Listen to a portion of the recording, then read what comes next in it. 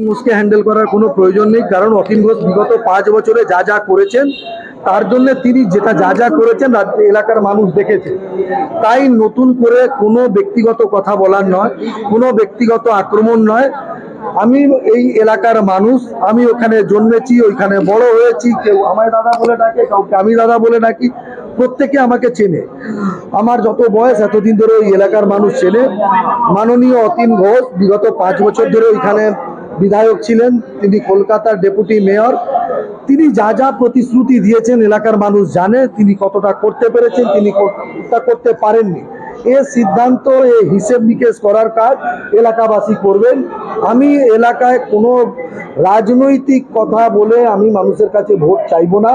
আমি জানি আমি ওই অঞ্চলের ছেলে, ওইখানে আমি আগে যেটা বললাম আমি সেই কথা বলবো।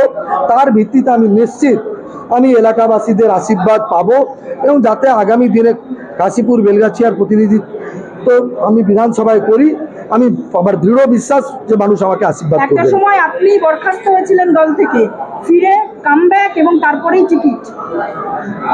সার্টেনলি ওটা আমার জীবনের একটা পার্ট, সেখান থেকে আমি অনেক কিছু শিখেছি। সেটা 40 মাস আমি বরখাস্ত ছিলাম, সেখান থেকে বেরিয়ে এসেছি, সেটাও প্রায় 5 মাস হতে চলেছে। সুতরাং ওটা এখন আমার কাছে অতীত। তবে হ্যাঁ, ওইটা থেকে আমি একটা শিক্ষা নিয়েছি যে রাজনীতিতে ধৈর্যের কোনো শেষ নেই। ধৈর্যের প্রমাণ আমরা দেখেছি, রাহুলদারকে পার্টি এমপি বানিয়েছে। ধৈর্যের প্রমাণ আমরা এটাও দেখেছি, রাজ্যের আমাদের যিনি আজকের সভাপতি তাকে দল সাংসদ বানিয়েছে, তাকে দল সভাপতি বানিয়েছে।